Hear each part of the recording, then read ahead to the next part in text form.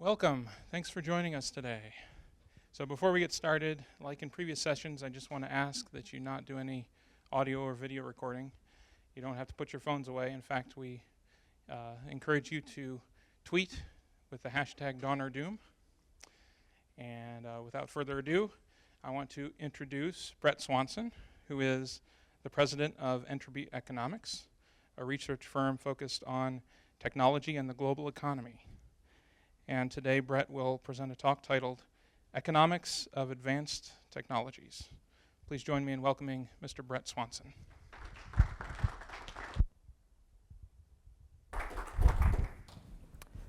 Thank you very much. Appreciate it. It's great to be back at Purdue. I was lucky enough to be here last year and was at a terrific dinner last night with some of the speakers, professors, people who I've learned a lot from over the last couple of years in conversations. And it's nice to be here at one of the world's great institutions of technology and innovation. And I live just down the road in Zionsville near Indianapolis. So it's a thrill to get to come up and talk to all of you. I'm going to talk today about whether information technology can end the productivity slump and revive the economy. But please, let's make this interactive. So I'll leave time at the end for Q&A, but if at any time during the middle, questions, comments, please jump in, and hopefully we can have a terrific discussion.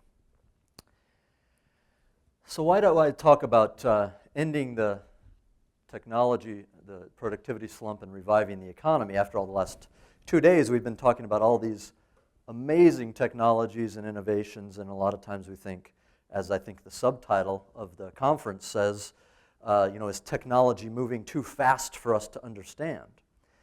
And yet at the same time, for the last 8, nearly 10 years, we have had a very slow-growing economy. If you look at the gray line here, it shows U.S. real GDP, and I could stretch it back further. So this is the actual economic performance. You can see in the middle here the down dip. That's the 2008-2009 financial crisis, Great Recession. But then even after coming out of the Great Recession, the economy's grown very slowly, just around 2% a year, where the average historical growth rate, you can see in the blue line, that if we had continued the historical trend, and this trend line I picked 1965 through 2007, about 3% growth. That's where we would be today. So the economy today is $2.8 trillion smaller than it would have been had we kept growing at the average historical rate. And that's including recessions and so forth. So normally what happens after a recession like this is we grow faster to get back up to trend. And then we sort of wiggle around here, and then we have another recession, and then we get back up here and wiggle around there. This time, not only did we have a severe recession, but after the recession, when we started growing again, we started growing at a slower rate. And so the economy is much, much smaller today than we would have expected it to be. Now, unemployment, we've seen, is back to just under 5%, which is somewhat of a good sign, but labor force participation is down. Income growth has been very weak, and the overall economic situation, you'd have to say, is tenuous. Not just here, but also around the world. But $2.8 trillion is a lot of money. You think about spreading $2.8 trillion per year across the economy, even if it's not evenly distributed. $2.8 trillion across the economy means much lower incomes than we otherwise could have expected if we just would have grown on average. Now, there are lots of factors. The economy is very complex, of course, and there are a couple main sort of competing claims about why we've seen this slower growth over the last couple of years. But first of all, let me show you a chart about what's happened with productivity, and it mirrors the previous chart. So this is a 10-year moving average of productivity. Productivity is how much output do we get per unit of labor input.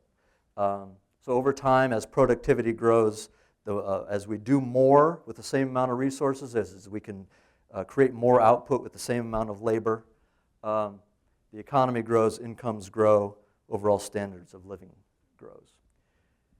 You can see, so say in 2004, this measures the period from 1994 to 2004, we had a period of high productivity growth, around 3%. If you go to today, second quarter of 2016, you see that over the previous 10 years, going back to 2006, productivity has plunged to just 1.2%. And this explains a lot of that very slow growth that we've seen over the last 10 years.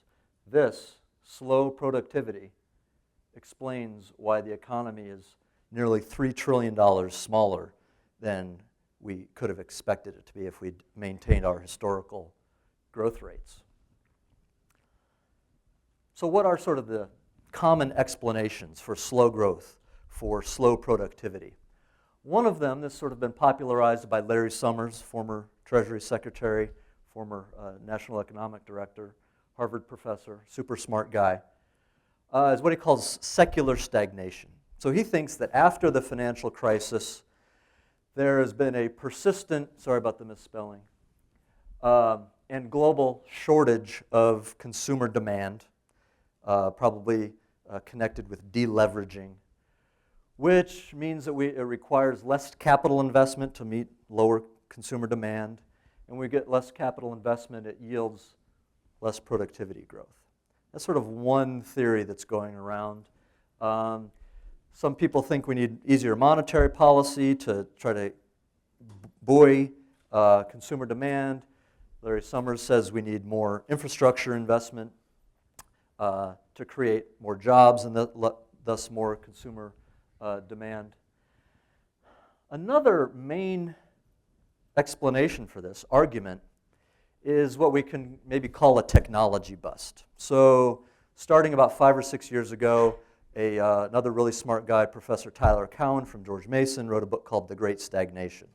And his view is that we've had a decades-long, basically, stagnation in innovation, new technologies. He acknowledges, yes, information technology growth has been rapid, but for other things, we just haven't seen as much innovation as we'd seen in the past. Another big proponent of this view, a guy named Bob Gordon, professor at Northwestern, has a new book out just at the start of this year called The Rise and Fall of U.S. Economic Growth. And his view is that we've really run out of big new ideas. His view is that the previous technological eras, so the Industrial Revolution, then the era of electrification, even things like air conditioning, things like vaccines, were much, much more powerful in raising standards of living, raising incomes, and making us feel wealthier overall. His view is basically that most of the things that the big things, the revolutionary technologies have been invented and implemented, and any new innovations that will come along will be on the edges. They just won't be as powerful as those in the past. In fact, he thinks the information is basically over. And in any case, he says it wasn't as powerful as the previous technology revolutions.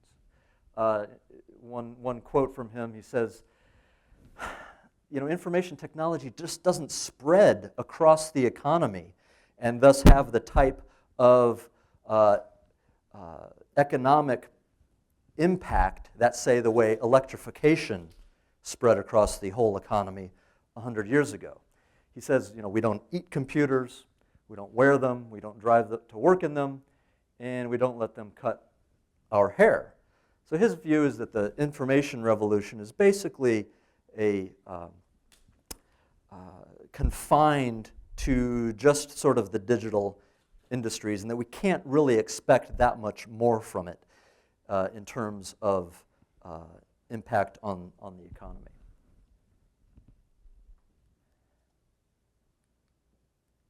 Here's another researcher, John Fernald from the San Francisco Federal Reserve. He says that the slowdown is located in industries that produce information technology or that use information technology intensively, consistent to return with a return to normal productivity growth after nearly a decade of exceptional IT-fueled gains. So he acknowledges that period in the late 90s, early 2000s, where we first saw, the dot-com boom, the internet came online, we all got email, and the internet really did have an effect on productivity in that late 90s, early 2000s period.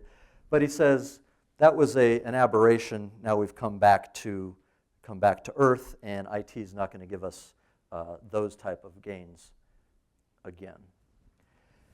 But as I was thinking and reading Bob Gordon's book, and he says, we don't eat computers, and we don't wear them or drive them to work or let them cut our hair, that really seemed wrong to me. Yes, most of the innovation so far from information technology and the internet and computers has been in, obviously it's transformed the entertainment and media spaces, right, the internet. It's transformed the financial sector. It's transformed a lot of professional services where a lot of us do our jobs, the output that we have now is all digital. But his view is that the rest of the economy isn't affected by this. But as I was thinking about it,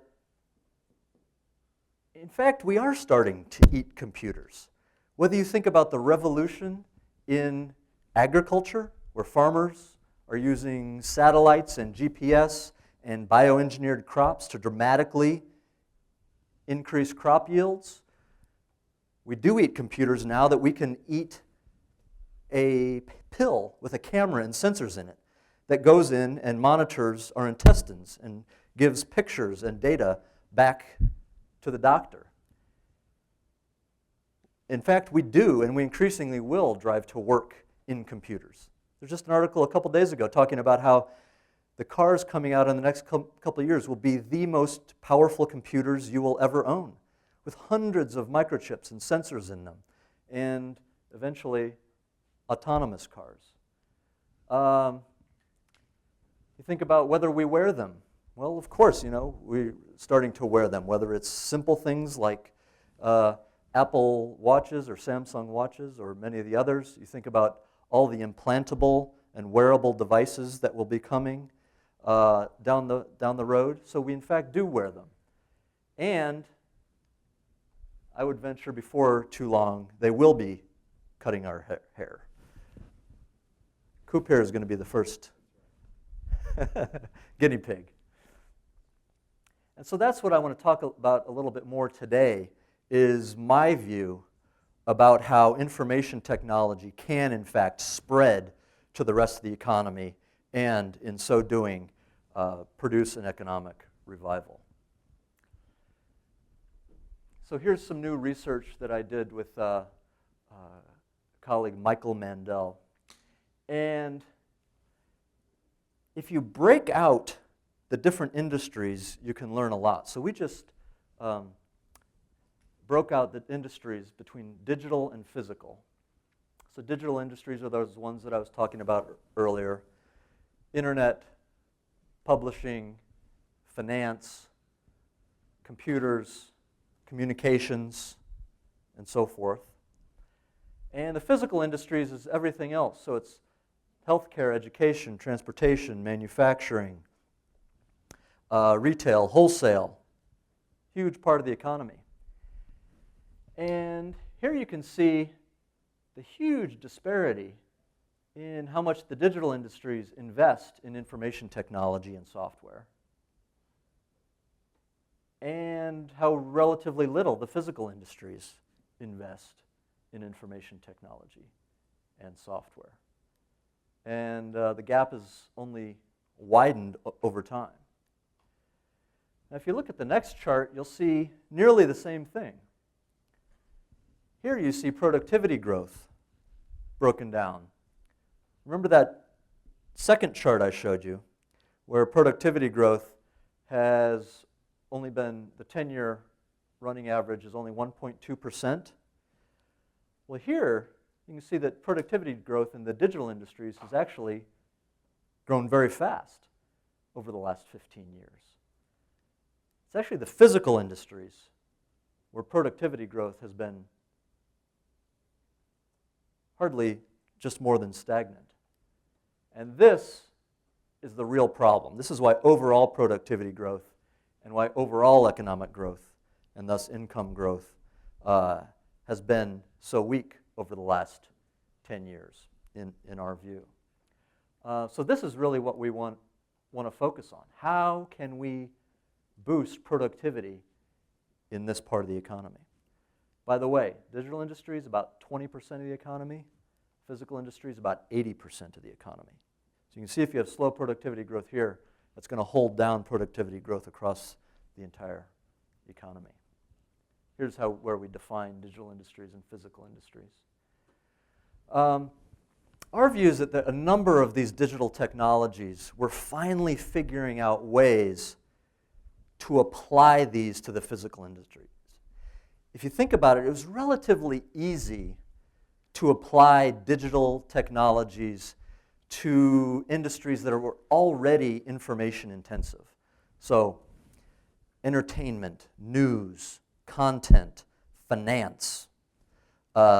These things, it was fairly obvious how we could apply digital technologies and dramatically improve productivity, create new products. They were sort of made for each other. It's been much more difficult to figure out how to apply information technology to the more physical industries. But we're finally doing so, and I'm going to give you a bunch of examples. Our view is that we're going to use a bunch of these new tools, the cloud, software as a service, artificial intelligence, machine learning, peer-to-peer platforms, virtual augmented reality, human-machine, physical-machine, environmental interfaces and sensors, a complete transformation of our understanding of biology, really understanding the body and our cells as connected information networks, or what I call the code of life. And of course, all of this made possible by ubiquitous wireless connectivity. So I'm going to give you a couple different examples of different industries that I think are going to be transformed and the way we think they're going to be transformed. What we call is sort of accelerating atoms with bits. So the industries that are made up of bits have been the ones that have been growing and innovative. The industries that are made of atoms, physical industries, have been the ones that are slow. So how do we accelerate the industries that are made of atoms with bits? Another way I think of this is making the physical industries productive again. I'm going to talk a little bit about healthcare, transportation, and energy.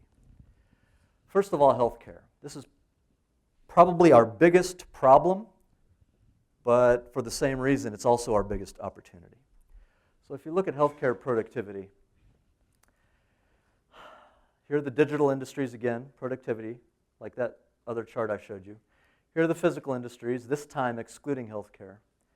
And here's healthcare down here. Healthcare, barely any more productive than it was 15 years ago. Basically the same.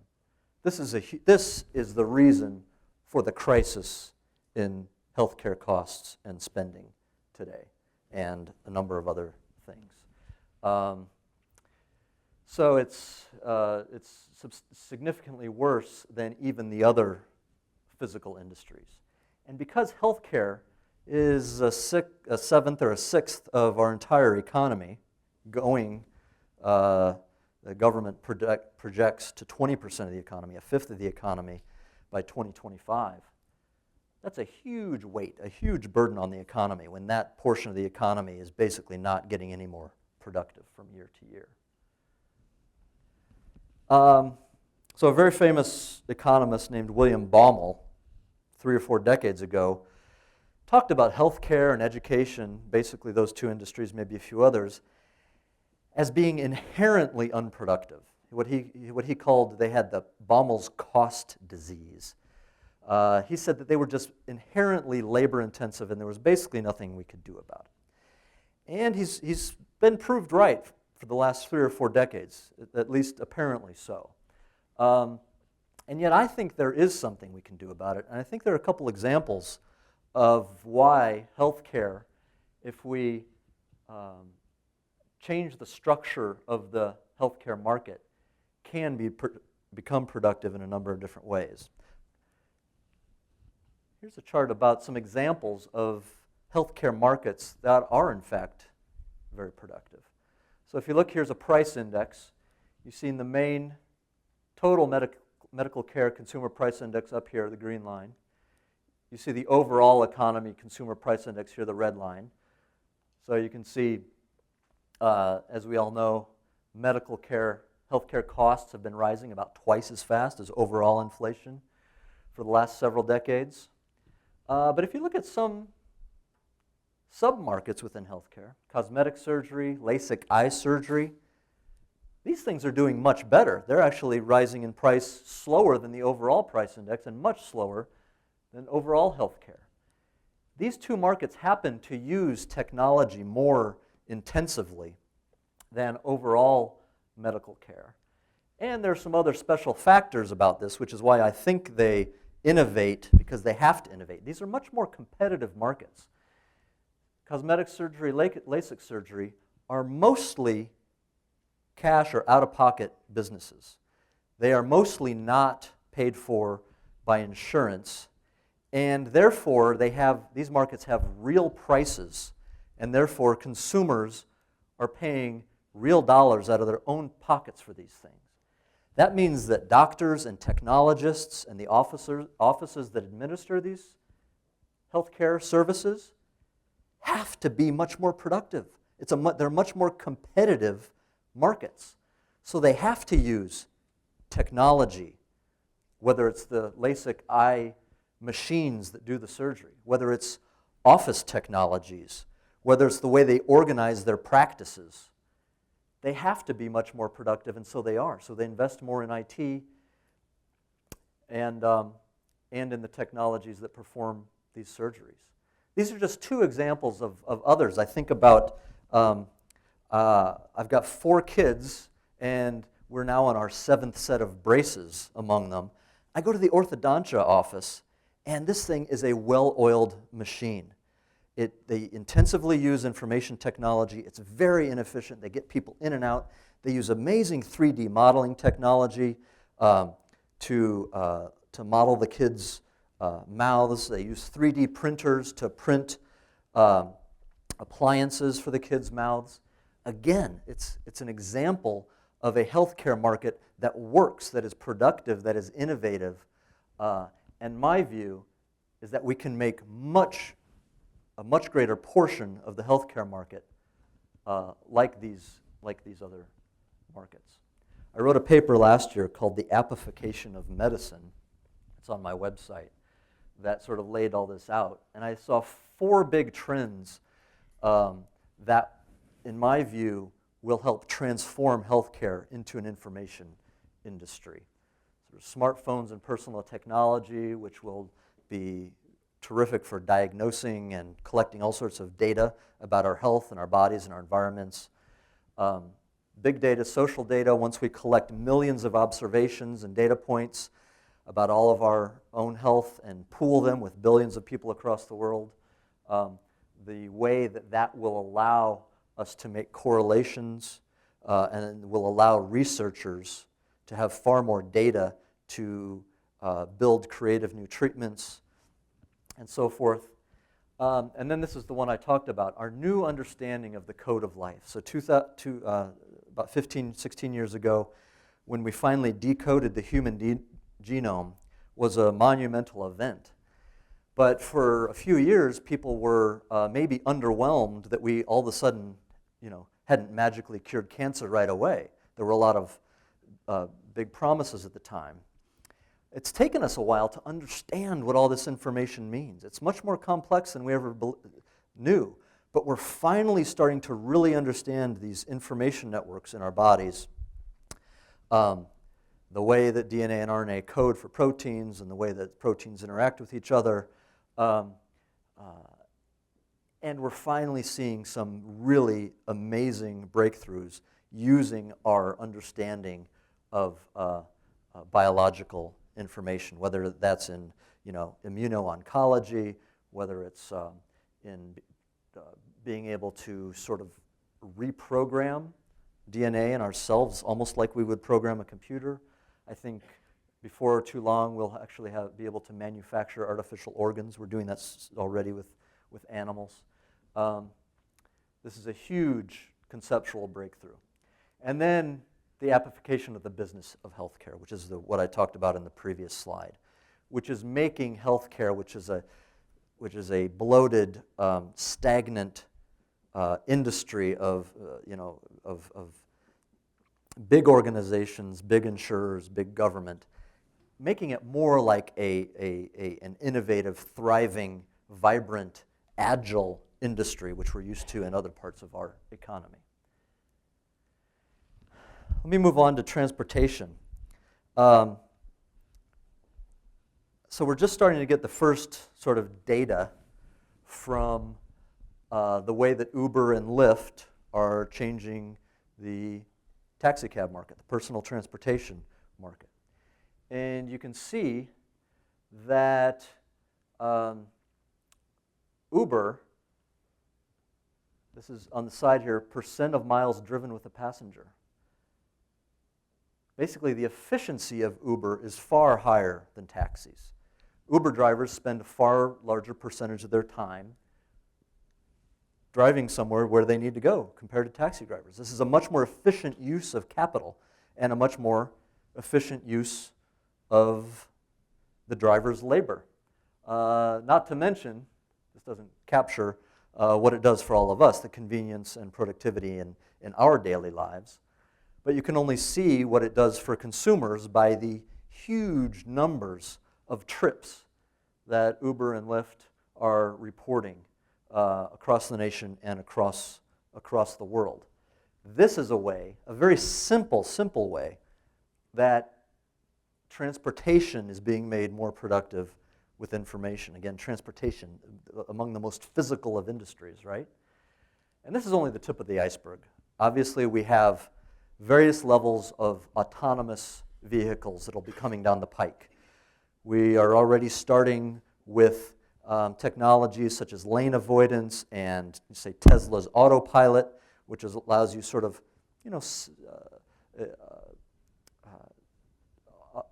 autopilot driving with you close at the ready. And they have what are sort of 5 levels of autonomous driving. And basically, right now we're on level 1 or 2.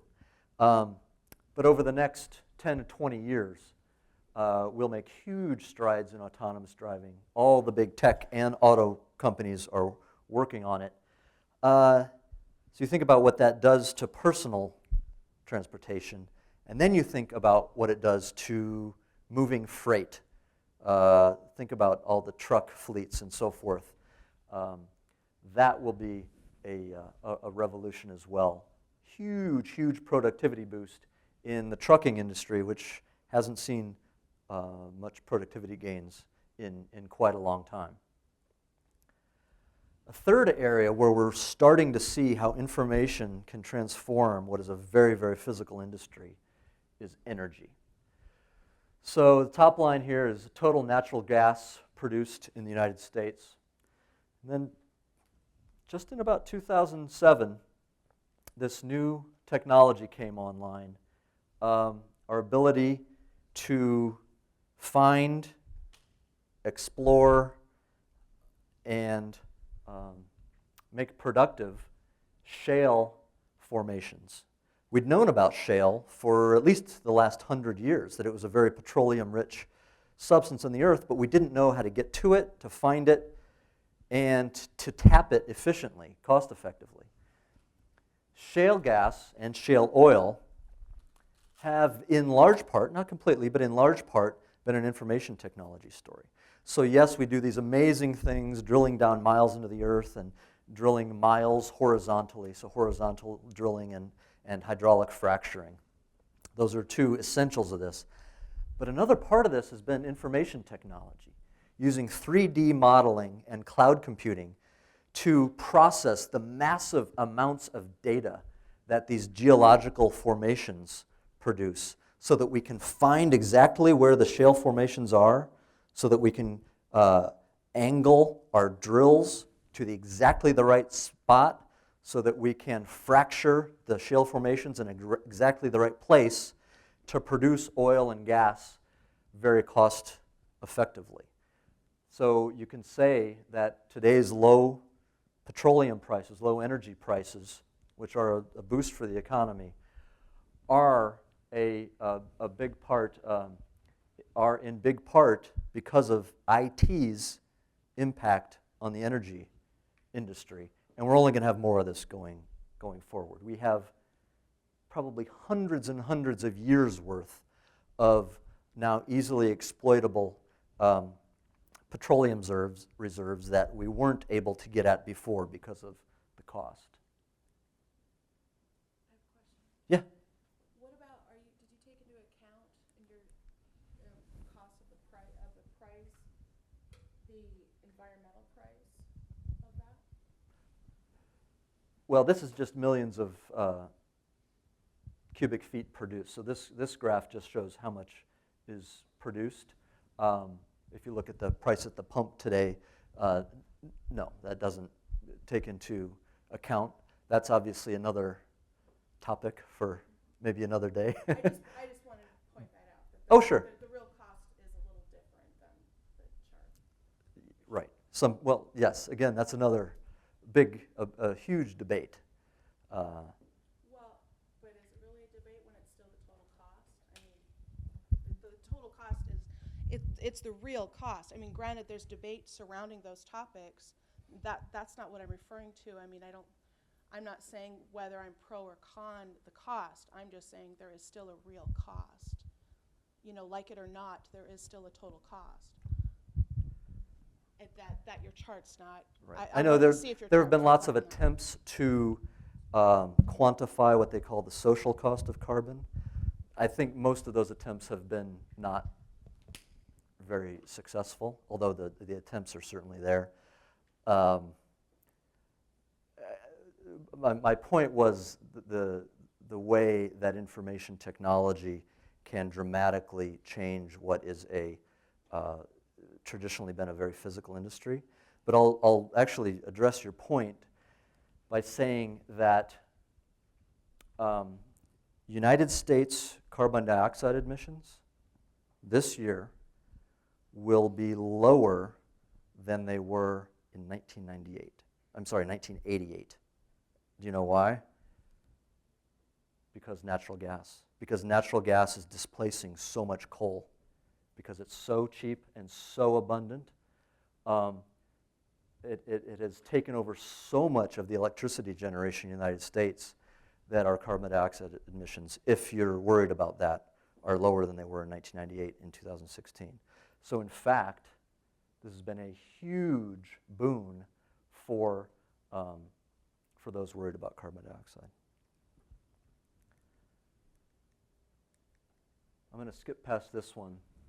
So it's, a fair point is that, so we say the physical industries aren't investing as much in IT and software as the digital industries, but maybe that's because the cloud is growing so much and the physical industries are just using services from the cloud companies, not making direct capital investments, but basically spending on technology services. And that is part of the equation, but it's a very small part of the equation. But the tremendous growth of the cloud is really amazing. So this is Amazon Web Services sales. Most of these years are estimates. They've only reported it for the last couple of years. Most of the others are my estimates.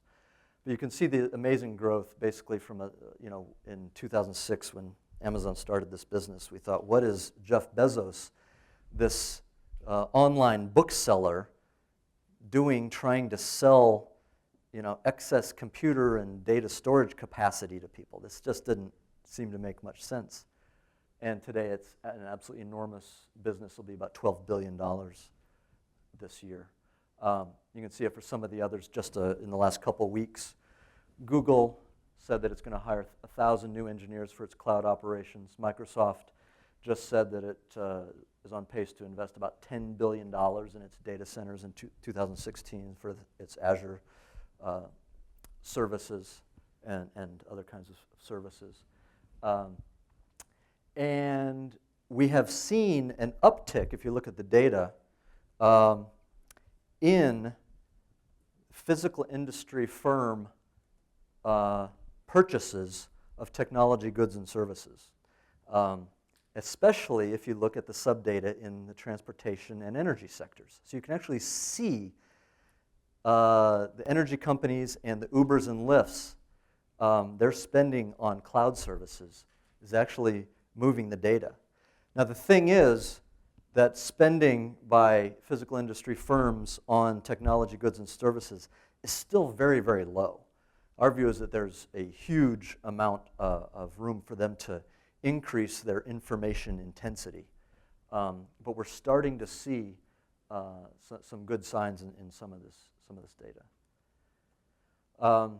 So our bottom line is that transforming the physical industries into information industries can revive productivity, growth, innovation, and the economy overall. I should mention again, this is all data and work from a forthcoming paper with Michael Mandel, and the paper will be out soon, and it'll have more conclusions and more projections going forward about overall economic impact. But I wanted to preview it today. And so thank you for being here, and I'd love to have a discussion if you have any questions. Sure.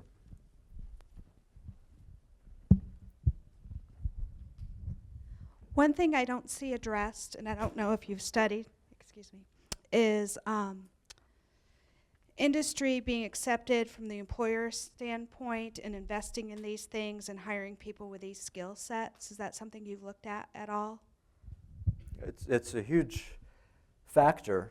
So if you think about the fact that now Purdue here is in the business of producing people that can do these things, right? And does a fantastic job at it.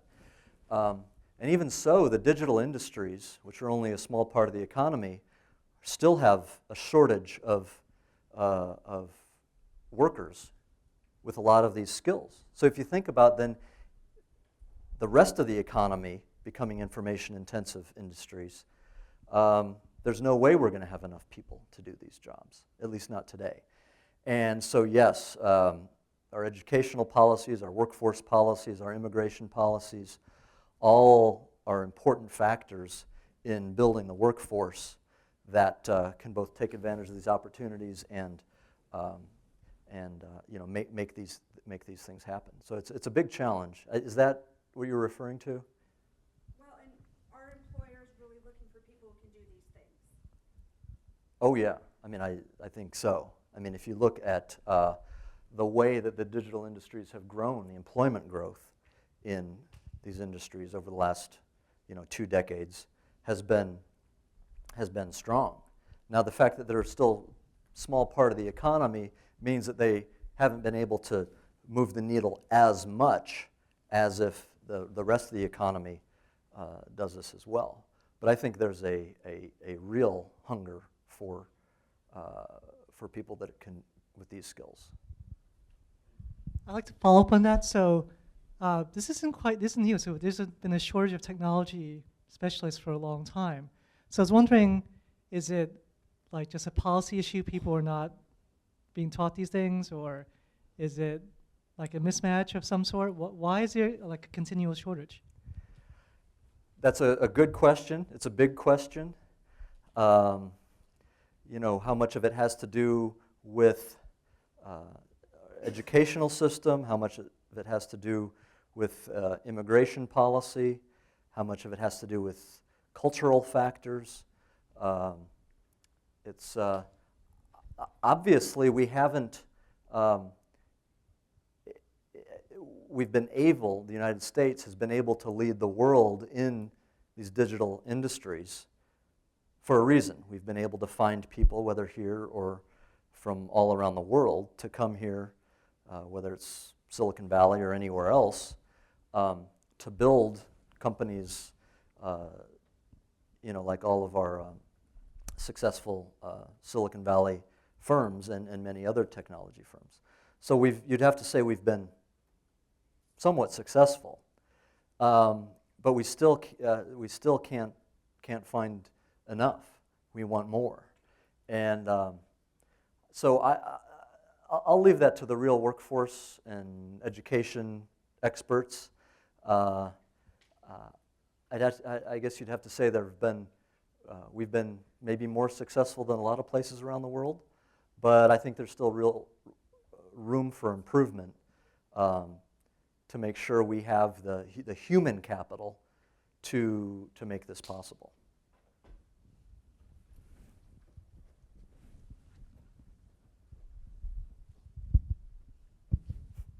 All right, so my basic question is why hasn't physical industries invested more in IT?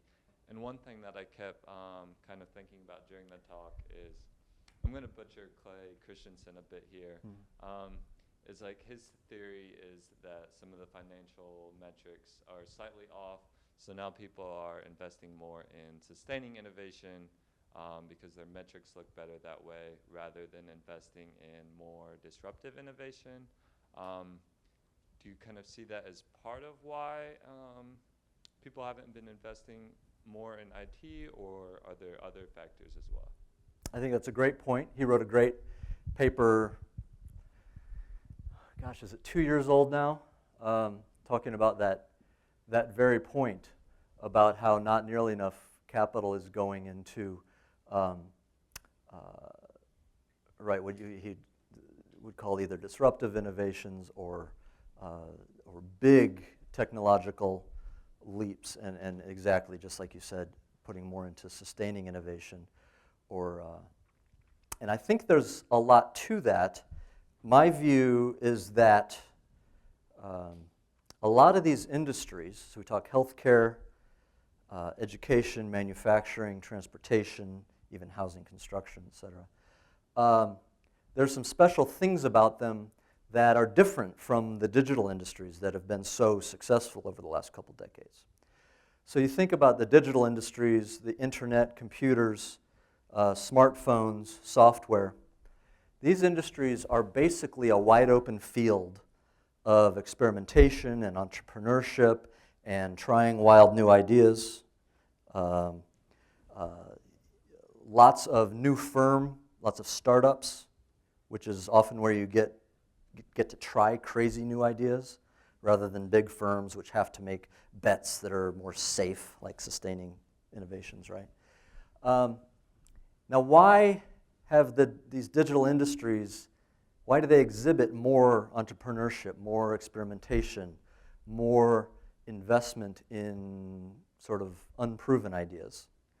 There are probably lots of reasons for that. My view is that we've allowed them to do this, is that the regulatory framework for the digital economy has been basically wide open, has been free. We've said, go for it. And people all over the world, especially in the United States, have. And so we've created all these great technologies and products and companies. If you compare the digital industries to healthcare, to education, to manufacturing, to energy, you see regulatory environments that are not as conducive to experimentation, entrepreneurship, taking chances, investing really risky capital, because the margin of error is smaller, or because you're simply not allowed to try things. That's a big part of what I was talking about, why education or why healthcare is so unproductive. We've got a very, very heavily regulated industry. It's been that way for decades, and it's only become more so. We've got a tax code that encourages overconsumption, but it doesn't reveal prices. So you have basically a dysfunctional market that is sort of you'd have to say is anti-innovation. So my view is that a lot of this stuff I think will happen no matter what policy is, but I think with better policy, these types of trends, these types of beneficial trends, will be much faster and will be much bigger. So I think if we remove some obstacles from the healthcare market, from the energy market, from the education market, from transportation, from manufacturing, a lot of this stuff will happen faster. We'll get more investment in information technology, we'll get more startups, we'll get more experimentation.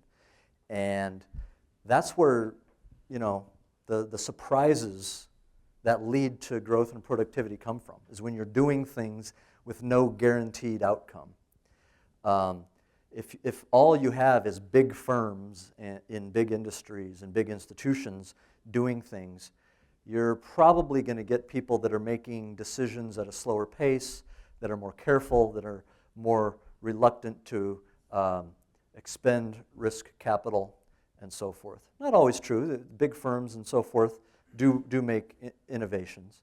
But we've seen over the decades that it requires startups doing new things, and also the way that startups put pressure on other industries. So for example, you know, you're going to see, I would bet the taxi industry is going to become, it's going to have to become much more customer friendly and lower prices because of the pressure that Uber and Lyft are putting on it. So that's a partial answer to your question.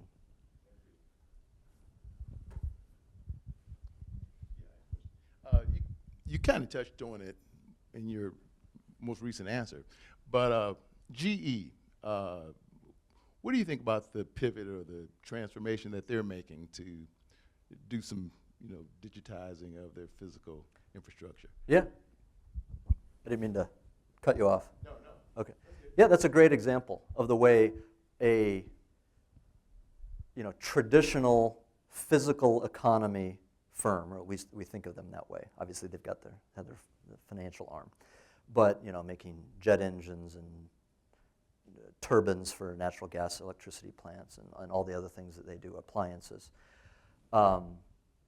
are trying to use the Internet of Things, whatever you want to call it. They call it the industrial internet, I think, to infuse information technology into their very physical products. So that's a perfect example. So the way that they will be able to have much more information about how their so jet engines, turbines, industrial equipment is performing, which will make their maintenance much more efficient, will allow them to produce the next generation of products in a better way. Do you think they'll be able to do it? Do you think they're headed the right direction, or do you think they'll be kind of weighed down because of their size?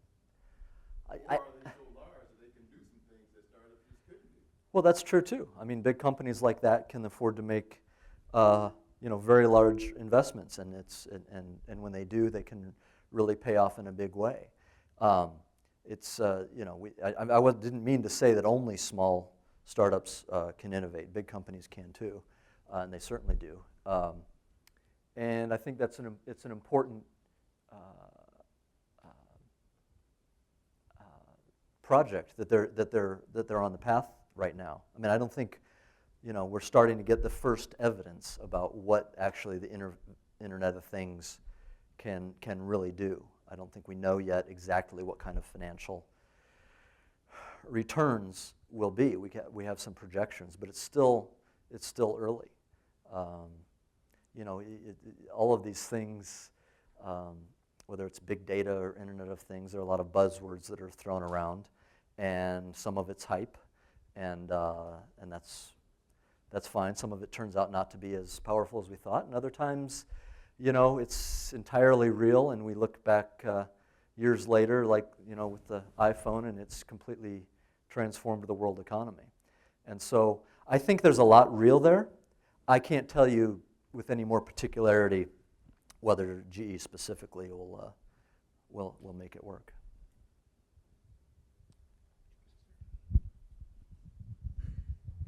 Thank you. Just to kind of follow up with what you said about a lot of things with the Internet of Things and big data. I just wanted to ask if you had any idea in terms of how this, in general, in terms of making physical industry into an information industry, how will it affect policies and regulations? I guess on a general scale of what you would probably think it would. Mhm. That's a good question. How all of this, we think about how policy can affect these industries. Well, how will these technology developments, which to some extent will happen no matter what, how does that affect policy? How does that affect our view of what government and institutions can or should do? And I think there's a good example of this with, just take the Uber and Lyft example. In large part, they were sort of almost as much of a regulatory innovation as they were a technology innovation. What they do, they have this platform that connects drivers with riders, and it's great, but it's not a revolutionary technology. I mean, it's an interesting application. But maybe one of the most interesting things they did was they just started up in a business where in a lot of places it probably wasn't legal, because a lot of cities all across the US and across the world basically had taxi monopolies, right, or cartels, and that type of thing technically wasn't legal. And once the politicians in a lot of these cities caught on to what was happening with Uber and Lyft, they tried to shut them down in many places across the country. They tried in Chicago, they tried in Seattle, and they tried in New York. But by the time they realized what was going on, Uber and Lyft already had acquired this really loyal constituency. And people said, no, don't take away my Lyft. And so that was a way that this innovation sort of actually affected policy and is now having the effect of possibly sort of breaking up the taxi cartels. You can imagine some of this happening in some other industries. And there's actually been some writing about this. I mean, in a way, that was almost an act of sort of, civil regulatory disobedience, which then had the effect of exposing what many would say is a bad policy, namely the personal transportation monopolies in big cities. You can imagine the way that these things might have this effect in other industries. Whether it's healthcare, being able to own your own data about your own health, and it could have all sorts of ripple effects in healthcare. I've got lots of other examples. But I think the basic answer to your question is, yeah, the more autonomy people have, you see the way that smartphones, that people across the world, in Asia, Africa, all over the world, they get a little communication. They have access to the world's information, and they are able to affect change in their local communities or their local governments that they never would have been able to before, because they now have this access to information. So I do think that a lot of these technologies are very empowering to individuals, to groups of people, and will allow them to do really big things. I think it's a very healthy sign overall. I would say that Airbnb faced the same situation. A lot of city restrictions on what a person was allowed to do with the property that they were paying property taxes on. There were still restrictions on the number of unrelated people located under a roof. So that another example is Amazon.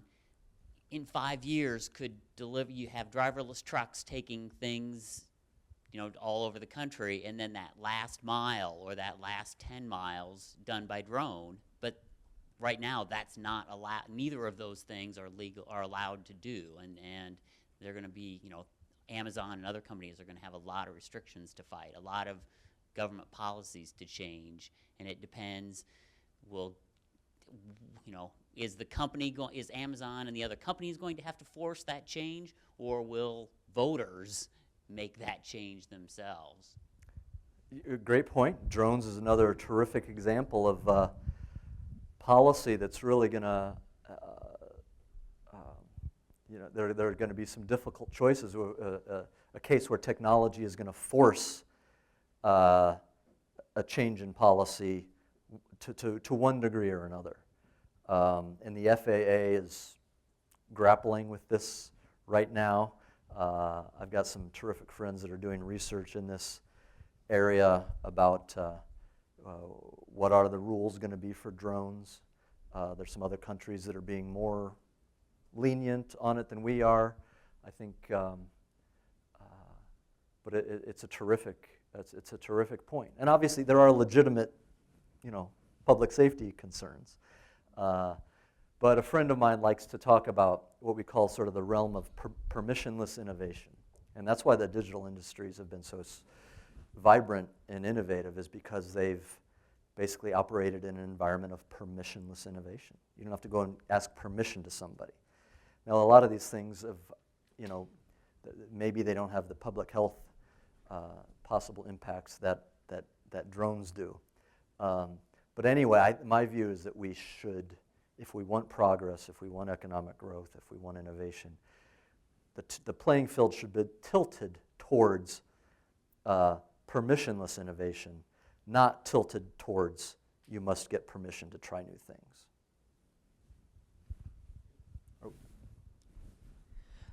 Do you see a higher chance for the capital investment to flow more towards the physical industry in terms of creativity and innovation? Because as we can see, like Tesla and SpaceX, they're doing a lot of innovation, but behind that, a lot of funding behind it. And they're actually trying to get more fund for their innovations. And from the way I see, like that's one of the examples that we can improve the physical industry. And do you see that? And if the answer is yes, like how long do we get to the point where we'll have more capital investment going to the physical industry for that purposes? That's a great question. And Elon Musk's companies are a great example of somebody trying to innovate in traditionally physical industries. So you're exactly right. And he's done a terrific job at it so far. But across the rest of the physical economy, there are obstacles.